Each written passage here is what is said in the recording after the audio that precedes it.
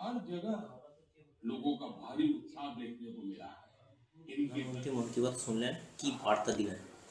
প্রধানমন্ত্রী মন কি বাত তিনি প্রতিবারেই যেভাবে দেশের ভাষা সংস্কৃতি আমাদের ঐতিহ্য বিগত দিনে যেগুলো একটা সময় আমাদের স্মৃতি থেকে মুছে দেওয়া বা আমাদের ভুলিয়ে দেওয়ার একটা প্রক্রিয়া চলেছিল দীর্ঘদিন ধরে, তাকে আবারও কীভাবে আমার মানুষের মধ্যে ভারতবাসীর মধ্যে তার সঞ্চার করা যায় তা তিনি প্রতিবারই করে থাকেন। স্পেস টেকনোলজি নিয়ে, খেলাধুলো নিয়ে তার প্রতিবারই বার্তা থাকে। এবারে আমাদের মধু উৎপাদনের ক্ষেত্রে একটি বিশেষ কথা তিনি তার মন কি বাতে রেখেছেন। ড্রোন নিয়ে তিনি ড্রোন টেকনোলজি নিয়ে বলেছেন।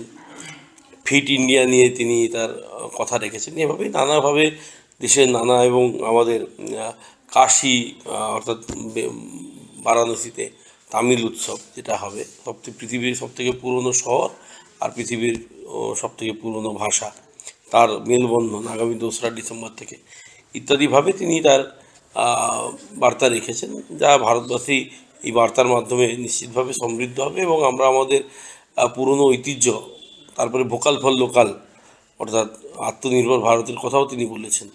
ফলে আমাদের দেশ আগামী দিনে আরও দ্রুত এগিয়ে যাবে। যেখানে ফিট ইন্ডিয়ার কথা বলছেন, অথচ খেলার মাঠগুলো তো অকেজো অবস্থায়, সেখানে কি কোনো দেখভালের প্রক্রিয়া চলছে? দেখুন, কেন্দ্র সরকারের মাধ্যমে, মোদিজির মাধ্যমে, খেলো ইন্ডিয়া, ফিট ইন্ডিয়া ইত্যাদির মাধ্যমে আজকে ভারতবর্ষ খেলাধুলায় যথেষ্ট প্রোগ্রেস করেছে এবং 2030 সালের আমাদের কমনওয়েলথ গেমস আহমেদাবাদে অনুষ্ঠিত হতে চলেছে, তাও আমরা পেলাম। কিন্তু দুঃখের বিষয়, ভারতবর্ষ অন্যান্য রাজ্য এক্ষেত্রে অনেক এগিয়ে গেল, বিশেষত উত্তর পূর্ব ভারত।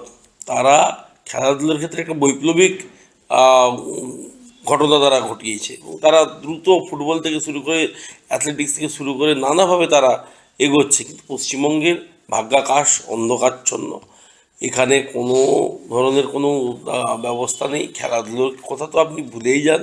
ওই পুজোর সময় 1 লক্ষ টাকা, 1,10,000 টাকা ক্লাবগুলিকে অনুদানের বাইরে কোথাও কোনো একটা স্টেডিয়াম, সেকেন্ড স্টেডিয়াম আমরা বানাতে পারিনি। ইডেন গার্ডেনের বাইরে, সল্টলেকের বাইরে আমরা কোথাও কলকাতায় একটা স্টেডিয়াম বানাতে পারিনি।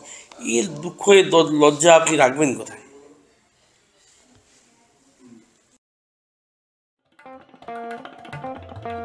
দেশ থেকে বিদেশ, জেলা থেকে ব্লক, রাজনীতি, খেলা, বিনোদন সমস্ত খবরে টাটকা আপডেট পেতে সাবস্ক্রাইব করুন আমাদের চ্যানেল হলদিয়া লাইভ।